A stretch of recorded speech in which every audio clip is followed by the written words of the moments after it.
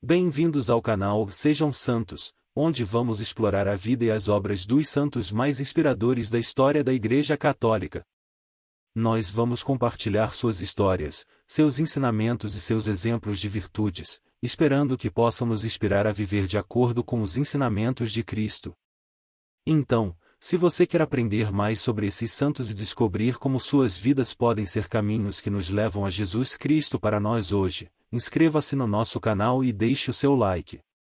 Inscreva-se hoje mesmo, divulgue nosso canal a seus amigos e comunidades e nos ajude o nosso canal para que possamos alcançar mais pessoas na divulgação a conhecer mais a vida dos santos. Onde a santidade é uma jornada diária. Faça parte dessa comunidade de busca pela santidade.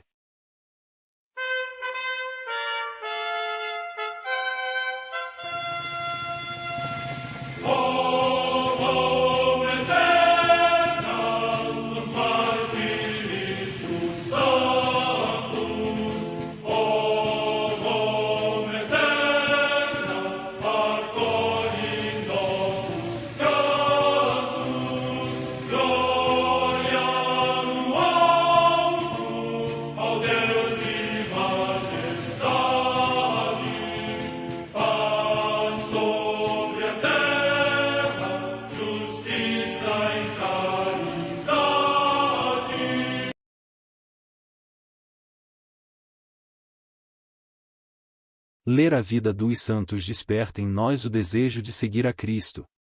Através de suas vidas podemos aprender as virtudes, a sabedoria e o amor de Deus. Cada santo nos oferece um modelo de vida a ser imitado, como diz São Paulo na carta aos Hebreus, capítulo 12, versículo 1. Estamos rodeados por uma nuvem de testemunhas. A Igreja foi fundada por nosso Senhor Jesus Cristo não apenas como uma instituição, mas uma autêntica família. Os santos mártires, confessores, doutores, as virgens, os santos pastores e todos os demais santos são realmente nossos irmãos que nos precederam no caminho da fé e já estão no céu, para onde também iremos nós, pela graça de Deus. Portanto, sede santos, assim como vosso Pai Celeste é santo. Mateus capítulo 5, versículo 48. Hoje, dia 30 de janeiro, celebra a Igreja a vida dessa grande santa, Santa Jacinta de Mariscoti. História de Santa Jacinta de Mariscoti. Jacinta nasceu na província de Viterbo, próximo a Roma, na Itália, em 1585.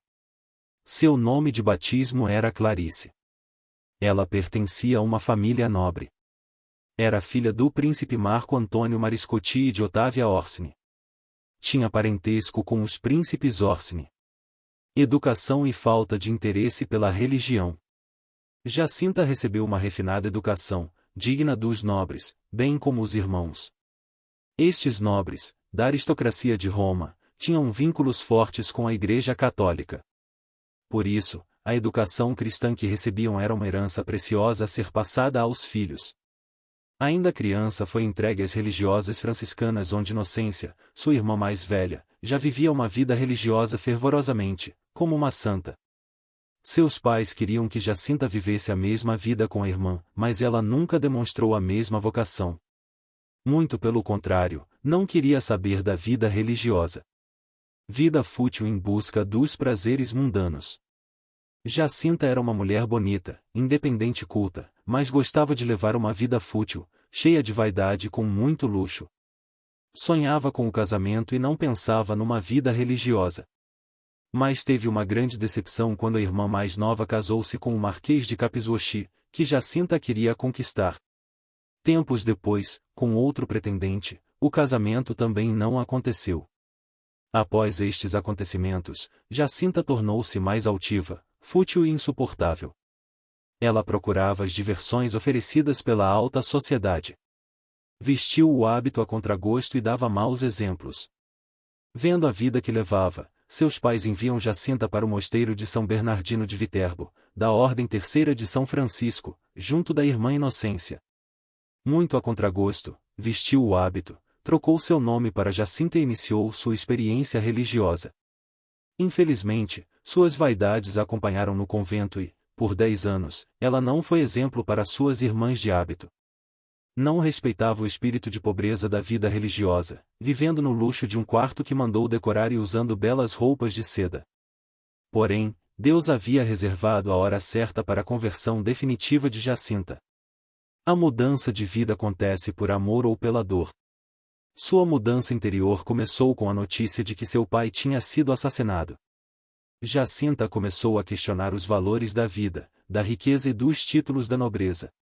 Depois, ao ficar gravemente doente, o capelão que servia o convento não quis atender sua confissão, recusando-se a entrar no luxuoso quarto de Jacinta, e dizendo-lhe com severidade: o paraíso não é feito para pessoas vãs e soberbas.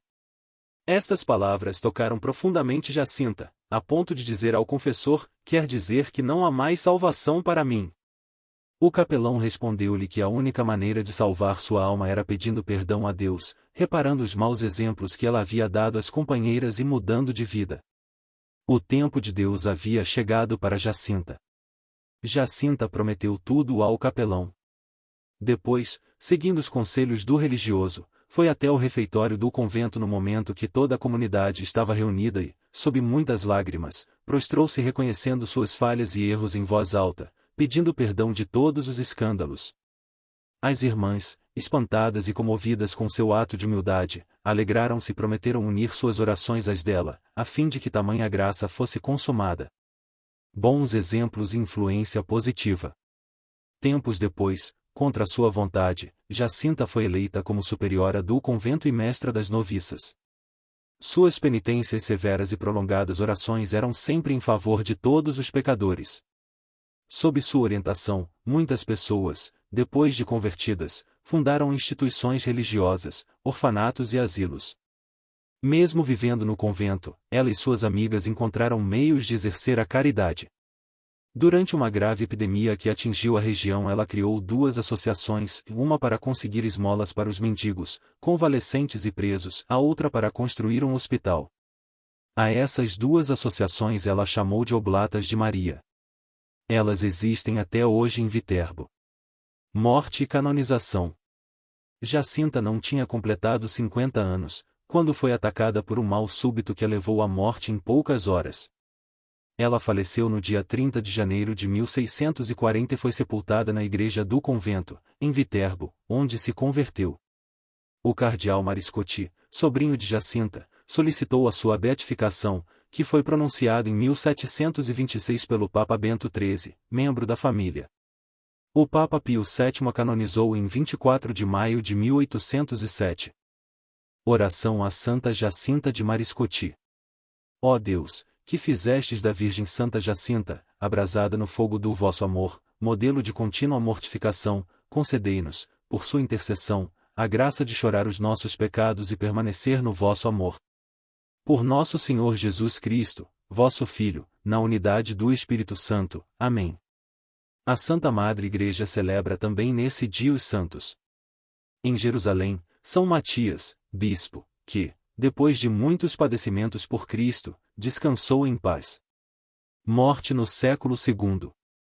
Em Edessa, no Osroene, hoje Sanliurfa, na Turquia, São Barcimeu, bispo, que, segundo a tradição, foi duramente flagelado por amor de Cristo no tempo do imperador Décio, mas, terminada a perseguição, obteve a libertação do cárcere e passou o resto da sua vida em intensa atividade no governo da igreja que lhe foi confiada.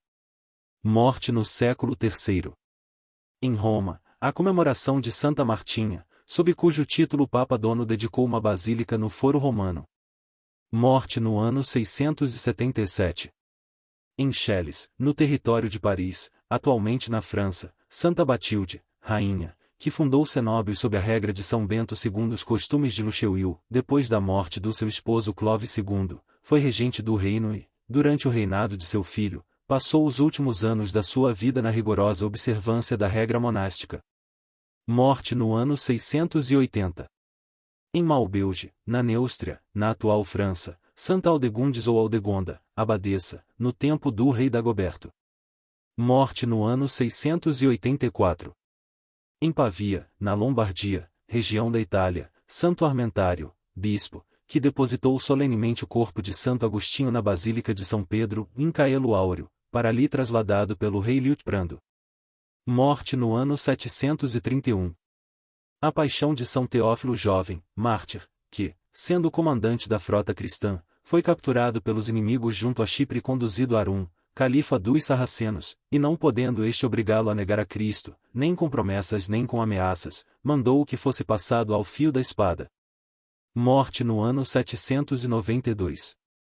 Em Burgos, cidade de Castela e Leão, atual região da Espanha, Santo Adelelmo ou Lesmes, abade, que transformou num mosteiro a capela de São João com o hospício adjacente. Morte no ano 1097. Em Dunbley, na Irlanda, o passamento do beato Francisco Taylor, mártir, que, sendo pai de família, passou 7 anos encerrado no cárcere por causa da sua fé católica e, consumido pelas tribulações e pela idade avançada, terminou o martírio no reinado de Jaime I, morte no ano 1584. Em Kumamoto, cidade do Japão, os beatos mártires Ogasawara Yosaburo Genya, sua esposa Ogasawara Mia Luísa, com 9 filhos e 4 servos da família Ogasawara. Estes são os nomes dos filhos mártires: Ogasawara Genpachi, Ogasawara Mari, Ogasawara Kori, Ogasawara Sazamon, Ogasawara Sayuemon, Ogasawara Shiro, Ogasawara Goro, Ogasawara Tsushi, Ogasawara Gonozuki. Morte no ano 1636. Em Turim, no Piemonte, região da Itália, o beato Sebastião Valfré, presbítero da congregação do Oratório de São Felipe Neri, que trabalhou com todo o ardor na assistência aos pobres, aos enfermos e aos presos nos cárceres, e pela sua bondade e diligente caridade, conduziu muitos a Cristo. Morte no ano 1710. Em Seul, na Coreia, o santo mártir Paulo Royob, que, sendo soldado, foi preso por causa da sua profissão de fé cristã e submetido a cruéis torturas, de tal modo que, pela debilitação das suas forças, pareceu estar prestes a ceder, mas, arrependido, imediatamente confirmou diante do juiz a sua fé em Cristo, por isso ficou encarcerado durante muito tempo e, finalmente, enfraquecido pelas flagelações, morreu no Senhor. Morte no ano 1840. Em Tonkin, no atual Vietnã, São Tomé Kuon, presbítero e mártir, que na perseguição do imperador Tu Duc, permanecendo invencível na profissão da fé cristã, foi metido no cárcere e, ajoelhado diante da cruz, morreu a golpe de machado. Morte no ano 1860. Em Guadalajara, no México, São David Galván, presbítero e mártir, que, durante a perseguição mexicana, por defender a santidade do matrimônio, foi fuzilado pelos soldados, sem processo judicial, e assim alcançou a coroa do martírio. Morte no ano 1915. Em Malone, na Bélgica, São Luciano Maria Luís Vials, religioso da congregação dos Irmãos das Escolas Cristãs, que consagrou quase toda a sua vida a trabalhar, com inflexível constância e contínua alegria, na educação dos jovens. Morte no ano 1917. No mosteiro de São Bento de Maredsous, também na Bélgica, o beato Columba José Marmion, que, natural da Irlanda, foi ordenado presbítero e eleito abade na Ordem de São Bento, onde resplandeceu como pai do cenóbio e guia das almas, pela santidade de vida, doutrina espiritual e eloquência.